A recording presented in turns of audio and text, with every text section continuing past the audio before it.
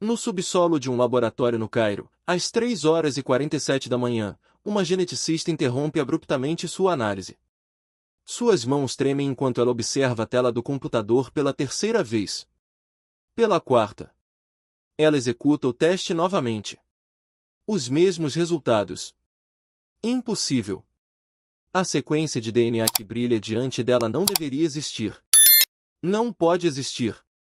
Porque se esses dados estiverem corretos, se o código genético extraído de ossos com 3.300 anos realmente revela o que parece revelar, então a mulher cujo rosto é o mais reconhecido de toda a antiguidade, cujo busto de calcário definiu a própria essência da beleza egípcia, nunca deveria ter nascido. Nefertiti a Bela chegou não era quem pensávamos. E sua mãe? Sua mãe guarda um segredo tão perturbador que reis, sacerdotes e escribas trabalharam durante gerações para apagá-lo da história. Um segredo enterrado não apenas em tumbas, mas no próprio DNA da dinastia mais poderosa do mundo antigo. Hoje, esse segredo fala.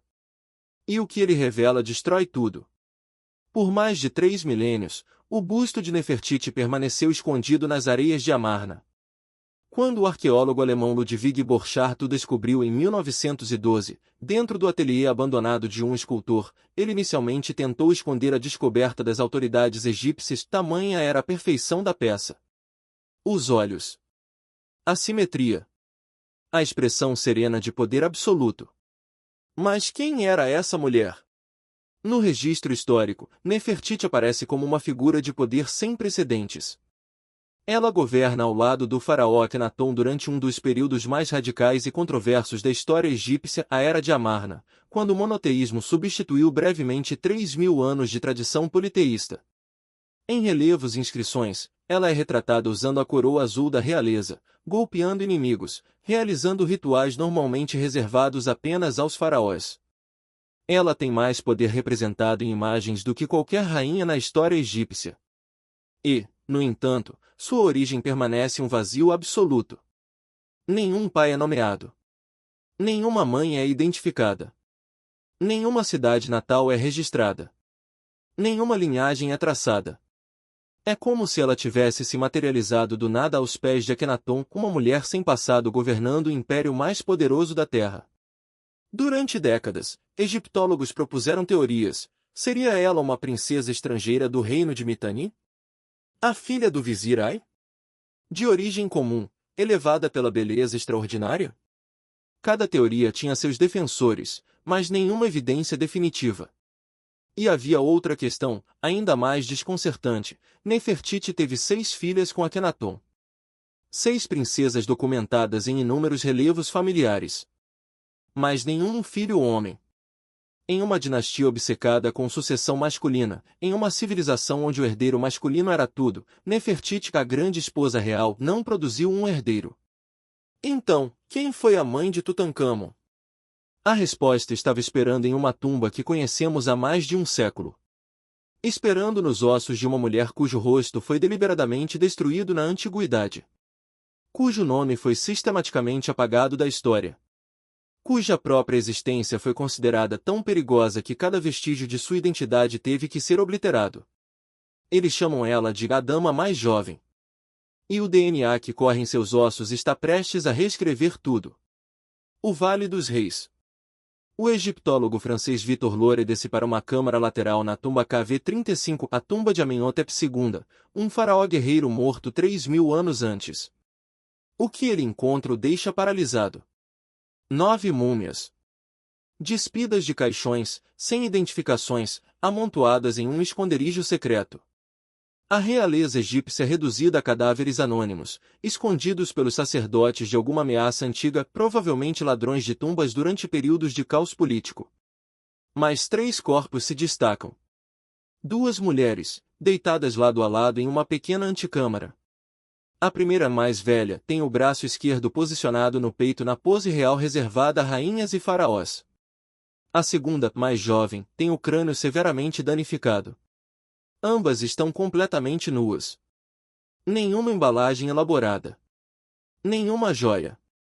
Nenhum dos amuletos protetores que deveriam acompanhar a realeza à eternidade. E há um terceiro corpo. Um menino jovem. também despido, também anônimo. Por que alguém arrancaria as identificações da realeza egípcia? Em uma civilização que acreditava que seu nome era essencial para sua existência eterna, apagar a identidade de alguém era punição definitiva. Não era apenas assassinato, era aniquilação espiritual. Durante um século, essas múmias foram simplesmente catalogadas: a dama mais velha, a dama mais jovem, o menino. Fantasmas reais cujos próprios nomes foram metodicamente arrancados da história. Mas a tecnologia começou a sussurrar seus segredos. Raios-X revelaram idades aproximadas. Tomografias computadorizadas mostraram padrões de saúde, dieta, parentesco através da morfologia craniana. A dama mais velha foi eventualmente identificada através da análise de cabelo como a Rainha Ti, a poderosa avó de Tutancâmon e esposa de Amenhotep III. Mas a dama mais jovem permaneceu enigmática. Alguns pesquisadores teorizaram que ela poderia ser a própria Nefertiti.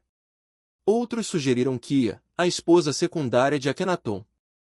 Ou talvez alguém completamente esquecido, uma real cujo nome nunca sobreviveu em nenhum texto. O crânio danificado guardava seus segredos atrás de osso quebrado e tecido ressecado. Então, em 2010, tudo mudou. Dr. Zahi Hawass e sua equipe de geneticistas publicaram os resultados do estudo de DNA mais abrangente já realizado sobre a realeza egípcia antiga. Usando técnicas de extração de última geração e múltiplos protocolos de verificação, eles analisaram material genético de 11 múmias, construindo árvores genealógicas que alcançavam 5 gerações da 18ª dinastia. E quando os resultados chegaram, o laboratório ficou em silêncio. Vamos entender exatamente o que o DNA revelou. Porque os detalhes aqui não são apenas importantes, eles são perturbadores. A dama mais jovem compartilhava ambos os pais com Amenhotep III e a Rainha Ti. Ela era a filha deles. Isso a tornava irmã completa de Akhenaton. Não uma meia-irmã nascida de uma esposa menor. Não uma prima. Irmãos completos, compartilhando parentesco idêntico. A próxima conexão era ainda mais definitiva. A dama mais jovem era a mãe biológica da múmia encontrada na tumba KV62, o famoso rei menino Tutancâmon. Os marcadores genéticos eram inconfundíveis. E o pai de Tutancâmon? O DNA confirmou o que muitos há muito suspeitavam: o próprio Akhenaton. Pare. Absorva isso. Um irmão e uma irmã, ambos filhos de Amenhotep III e Ti, produziram um herdeiro juntos.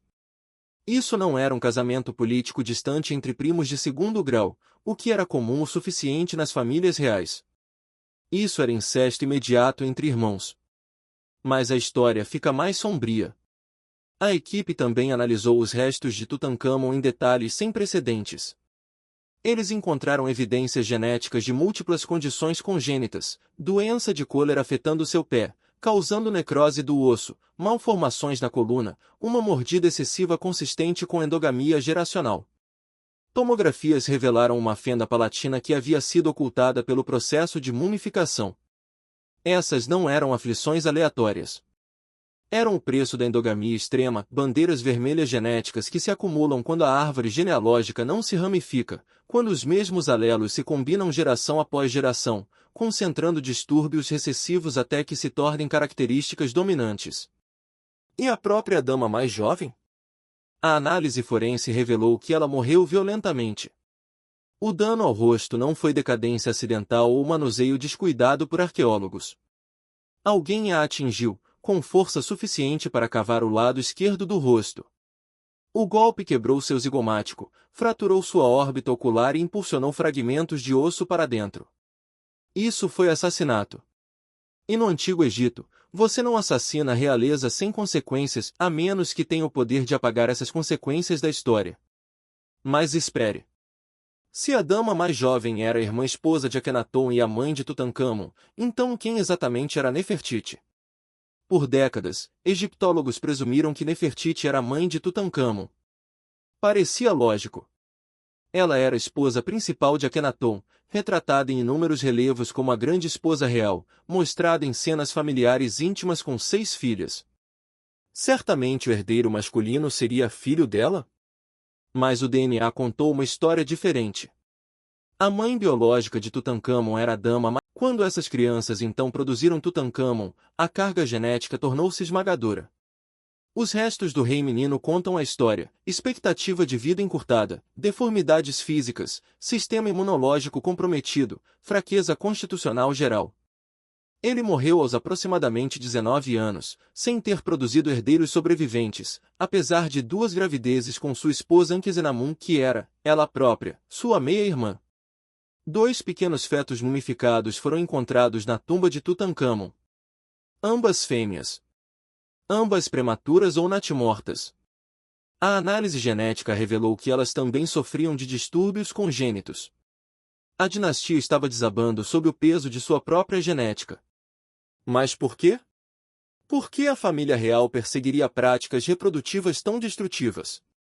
A resposta está no conceito egípcio de realeza divina. O faraó não era apenas um governante político abençoado pelos deuses, ele era divino, um Horus vivo, a manifestação terrena da ordem cósmica. Seu sangue era literalmente sagrado. Casar-se fora da família imediata significava diluir essa essência divina. Significava introduzir sangue impuro na linhagem sagrada. Para um conservador religioso como Amenhotep III, ou um revolucionário radical como Akhenaton, manter a pureza absoluta da linhagem pode ter sido considerado essencial para manter a legitimidade divina. Essa ideologia criou um sistema fechado. Quanto mais importante a pureza divina se tornava, mais a família se casava entre si. Quanto mais se casavam entre si, piores as consequências genéticas. E quanto piores as consequências genéticas, mais desesperados eles ficavam para manter as aparências, para esconder a evidência da deterioração de sua dinastia. Agora considere o destino da dama mais jovem através dessa lente. Ela serviu ao seu propósito. Ela produziu um herdeiro masculino. Ela cumpriu o imperativo biológico que Nefertiti aparentemente não conseguiu. Mas ela nunca foi destinada a ser lembrada. Sua existência complicava a narrativa. Na história pública, Nefertiti era a grande esposa real, a mãe da família real, o feminino divino. A realidade que uma irmã esposa escondida deu à luz o herdeiro real minava essa narrativa. Então, a dama mais jovem viveu na obscuridade. E quando ela morreu violentamente, inesperadamente, removê-la da história permanentemente pode ter parecido arrumar uma ponta solta. Mas aqui está onde a história dá uma reviravolta que ninguém esperava. Onde o DNA revela algo tão chocante que força uma reavaliação completa não apenas de Nefertiti, mas de toda a era de Amarna. Prepare-se. Porque o que você está prestes a aprender desafia não apenas a história aceita, mas a própria natureza da identidade e poder no mundo antigo. Nós não temos os restos de Nefertiti. Apesar de mais de um século de busca, apesar de dezenas de teorias sobre qual múmia poderia ser dela, nunca identificamos definitivamente o corpo de Nefertiti. Algumas teorias a colocam na tumba KV-21. Outras sugerem que sua tumba foi destruída na antiguidade. Mas quando analisamos o cenário genético de toda a família real, quando mapeamos quem estava relacionado a quem carregava quais marcadores, quem poderia ser pai de quem, um padrão emerge. Nefertiti estava geneticamente fora da família real imediata. Ela não era filha de Amenhotep III e Ti. Ela não era irmã de Akhenaton. Suas filhas, as 6 princesas, mostram marcadores genéticos consistentes com um pai, Akhenaton, da linhagem real e um pai de fora dela. Deixe isso penetrar. A rainha mais celebrada da história egípcia, a mulher cujo rosto se tornou sinônimo do próprio Egito Antigo, não era a realeza egípcia por nascimento. Ela era uma estranha que ascendeu a um poder sem precedentes por meio de casamento, perspicácia política e pura força de personalidade. Ela era provavelmente estrangeira. Possivelmente Mitanni. Talvez a filha do rei Tushratta, enviada ao Egito quando menina para selar uma aliança diplomática, criada na corte egípcia, treinada nos costumes egípcios, e eventualmente, casada com um faraó que viraria o mundo de cabeça para baixo. Sua mãe não estava no Vale dos Reis. Sua mãe não foi mumificada com honras reais. O túmulo de sua mãe, se existir, fica em algum lugar no território de Mitanni, a atual Síria. 3.000 anos de história e convulsão cultural longe do busto de calcário que tornaria sua filha imortal. Mas aqui está a parte que vai fazer você repensar tudo o que sabe sobre poder, política e genética no mundo antigo. A dinastia estava morrendo. Literalmente. Geneticamente. O incesto geracional estava produzindo herdeiros cada vez mais frágeis, cada vez mais doentes, cada vez menos capazes de produzir filhos saudáveis próprios. Tutancâmon provou isso. Suas filhas natimortas provaram isso. A linhagem estava se autodestruindo. E Nefertiti a estranha, a estrangeira, a mulher sem sangue divino egípcio era a única esperança deles de sangue novo. Suas 6 filhas não eram apenas princesas.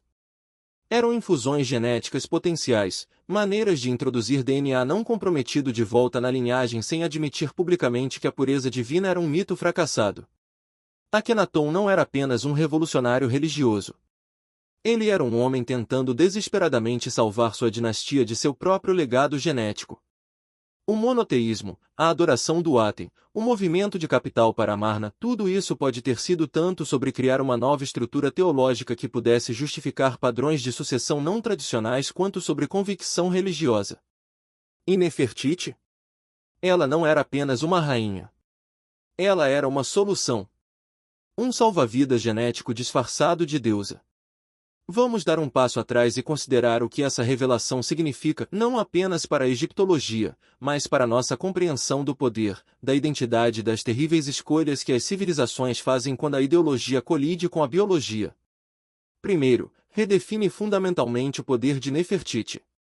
Ela não alcançou autoridade através do sangue. Ela a criou através da inteligência, habilidade política e carisma pessoal. Em uma civilização obcecada com linhagem e descendência divina, ela forjou sua própria legitimidade através da pura força de vontade.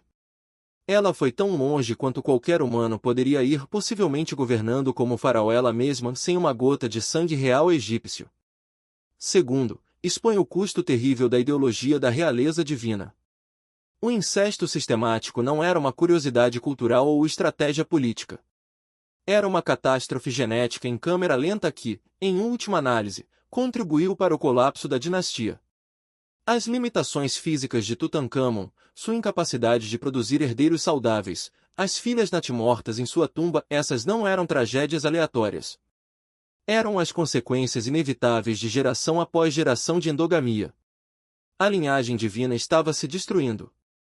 Terceiro, explica por que certas figuras reais foram viciosamente apagadas enquanto outras foram celebradas. A morte violenta e a obliteração sistemática da dama mais jovem da história agora fazem sentido. Ela era evidência do segredo mais sombrio da família, que a pureza real divina exigia incesto entre irmãos, e que esse incesto estava produzindo crianças danificadas e moribundas. Nefertiti, por outro lado, poderia ser celebrada, ou pelo menos não ativamente destruída, porque ela representava algo diferente. Ela era o rosto aceitável do poder, a aliança estrangeira que deu certo, a rainha que se tornou uma deusa através da realização em vez do nascimento. Mas há mais. Algo que os pesquisadores estão apenas começando a entender.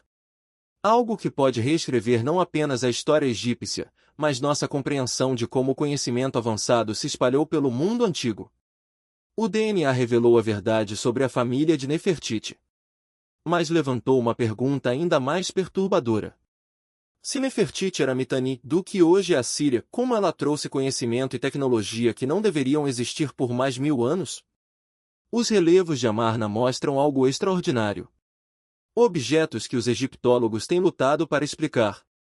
Em uma cena, Nefertiti segura o que parece ser um dispositivo com lentes, realizando o que só pode ser descrito como uma observação astronômica detalhada. Em outra, símbolos que correspondem estranhamente aos padrões matemáticos que não foram descobertos até o período greco-romano. E aos textos. Fragmentos de tabuletas cuneiformes da correspondência de Amarna que fazem referência a conhecimento das estrelas e segredos dos antigos que Nefertiti teria trazido de Mitanni. O que os Mitanni sabiam?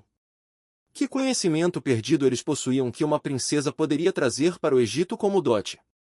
Pesquisas recentes usando imagens de satélite revelaram algo chocante em Mitanni.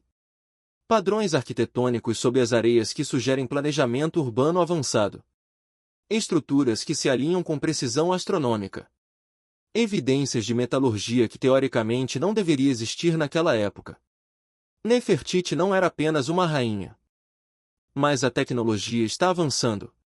A análise de DNA melhora. A inteligência artificial ajuda a decifrar textos danificados. Ainda há tumbas inexploradas no Vale dos Reis. Ainda há câmaras seladas sob as areias. A história não acabou. A mulher que chamamos de dama mais jovem morreu violentamente há mais de 3.000 anos. Alguém atingiu seu rosto com força suficiente para quebrar osso. Outra pessoa despiu seu corpo de suas embalagens e marcas de identificação. Alguém trabalhou muito para garantir que seu nome nunca fosse falado novamente. Eles falharam. A ciência moderna fez o que os sacerdotes antigos não puderam, devolveu-lhe a voz. Não seu nome, ainda não. Mas sua história. Seu papel. Sua importância. O DNA prova que ela era essencial não apenas para a linhagem de um faraó, mas para nossa compreensão de como o poder, religião e genética colidiram em uma das dinastias mais fascinantes da história. E Nefertiti? A rainha estrangeira que subiu a alturas sem precedentes? Sua história é ainda mais notável agora. Ela não precisava de sangue divino para se tornar uma deusa. Ela criou sua própria lenda através de inteligência, brilhantismo político e a pura audácia de ficar como igual ao lado do faraó mais radical que o Egito já produziu. Duas mulheres. Dois tipos diferentes de poder. Dois destinos completamente diferentes. Uma apagada da história. Uma imortalizada por ela. E agora, finalmente, 3.000 anos depois, o DNA revelou a verdade sobre ambas. Mas o maior mistério permanece. Nas câmaras seladas. Nos textos não traduzidos. No conhecimento que Nefertiti pode ter trazido de uma civilização perdida. Nos segredos que eles mataram para proteger. A Bela chegou. E a sem nome sempre esteve lá. Ambas essenciais. Ambas poderosas. Ambas parte de uma história que estamos apenas começando a entender. Isso é porque fazemos arqueologia. Porque analisamos DNA antigo. Porque nos recusamos a deixar o passado guardar seus segredos. Porque cada esqueleto tem uma história. Cada osso carrega evidências. E às vezes, se formos pacientes o suficiente, se formos cuidadosos o suficiente, se estivermos dispostos a olhar além da propaganda e das lendas e das mentiras esculpidas em pedra, às vezes os mortos falam. E o que eles nos dizem muda tudo. Compartilhe essa revelação. Inscreva-se para mais mergulhos profundos nos mistérios que a ciência moderna está finalmente resolvendo. E lembre-se, no Vale dos Reis, sob a areia, ainda há segredos esperando. Ainda há tumbas não descobertas. Ainda há verdades que reescreverão tudo o que pensávamos saber. O passado não está morto. Nem sequer é passado. Está apenas esperando que escutemos.